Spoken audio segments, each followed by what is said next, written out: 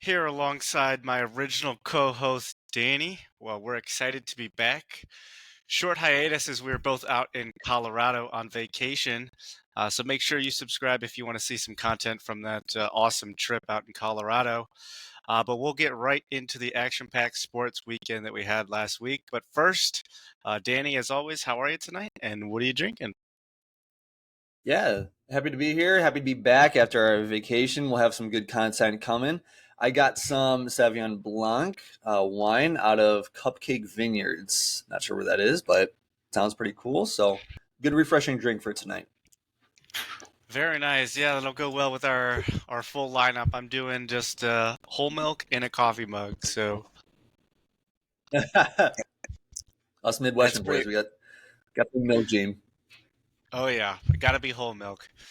Uh, but let's get right into it. Really big weekend for college football.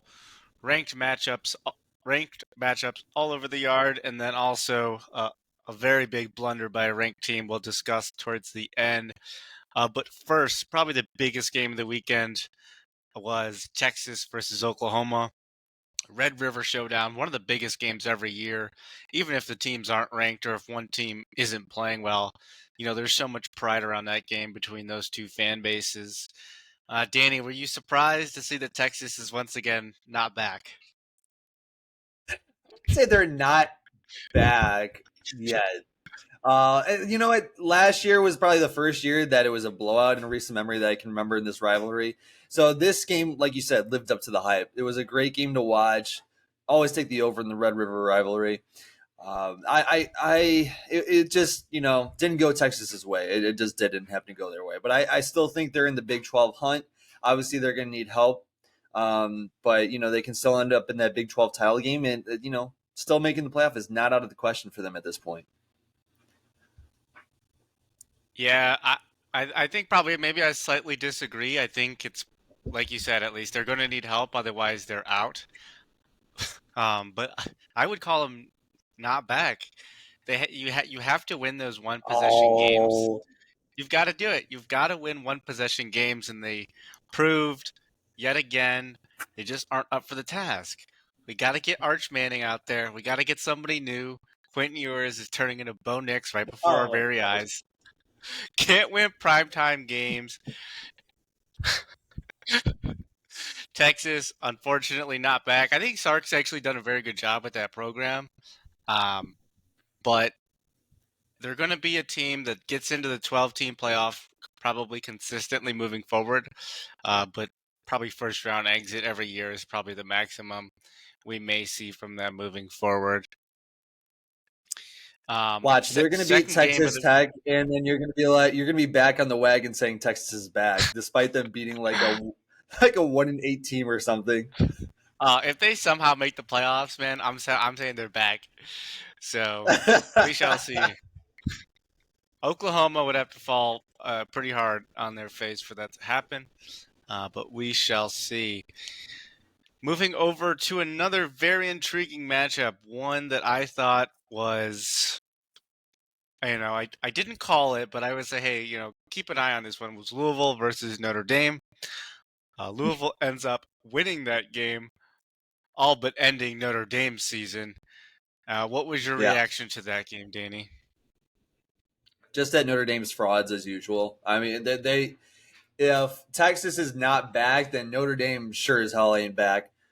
They are. I know Freeman is kind of he was the popular pick, and everyone was really excited about him. And he still has a few years to kind of prove himself. But man, he has not proven to be a good coach in these close games, and that's kind of why Brian Kelly, kind of ran out his stay at Notre Dame. He just could not win the big games. Freeman's got to win the big games if he really wants to be considered one of the top coaches in college football. And this was not a good start considering Louisville's not a blue blood. And I know you're on the road, but still, you got to win those games.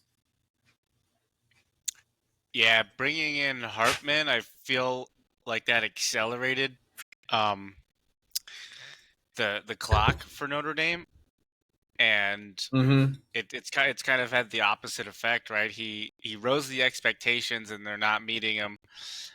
He might have had an extra year, but now it's it just looks like same old Notre Dame, like you said, can't win the big games.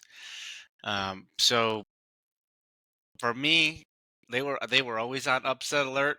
Louisville looks actually very very good, but nothing to be surprised about. And I think Notre Dame probably needs to join, you know, maybe the Big Ten, right? Somebody, um, I would love that. I would love that. you know, but I mean, because you're going to get really, really big games, right? USC, Washington, Ohio State, Michigan. You're going to have all those teams, and yeah, it's going to be a gauntlet. But if you either one loss or go undefeated, you're easily 1 seed, 2 seed in that 12 team bracket, and that's what you're going to want down the road.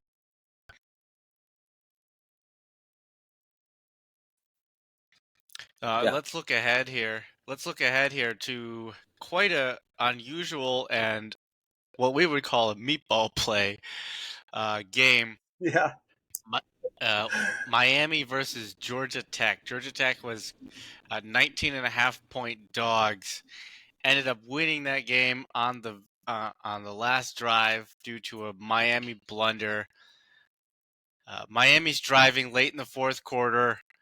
23 seconds left. They could take a knee, punt, and pretty much punt it away, maybe with 1 second left, and the game's over. Instead, I have no idea what they're doing. Not only do they run the ball, but somehow he fumbles.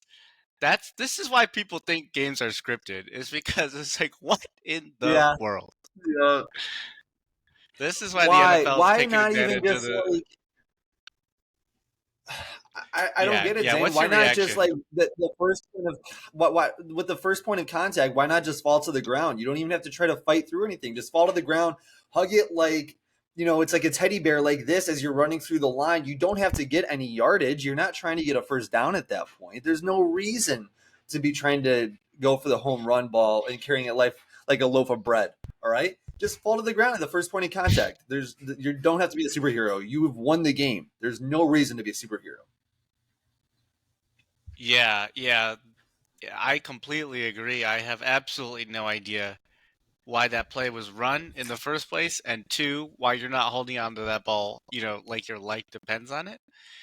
Uh, Now you've got to go at UNC next weekend, which probably could have been your only acceptable loss on the season. Losing to a 19-point underdog in Georgia Tech is not an acceptable loss, especially with No. no. So especially with the Big Ten, where it's at SEC, uh, Big 12, and then the Conference of Champions potentially sending two people this year or two teams this year. Um, Miami had a chance to also be back, but I honestly cannot understand what that play was. I know. And the ACC is pretty much relying on Florida State. It's Florida State or bust for them at this point to get into that playoff.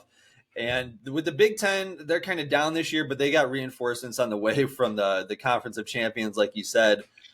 This was kind of Miami's, I want to say, only chance because I mean, next year the super conferences are starting, right? You got Oklahoma and Texas going to the SEC, and all those Pac-12 heavy hitters going to the Big Ten. The ACC kind of they do not want to fall behind in the recruiting and just the national spotlight. And this was a big year for them, and they started out strong, but man, they're falling fast with performances like these.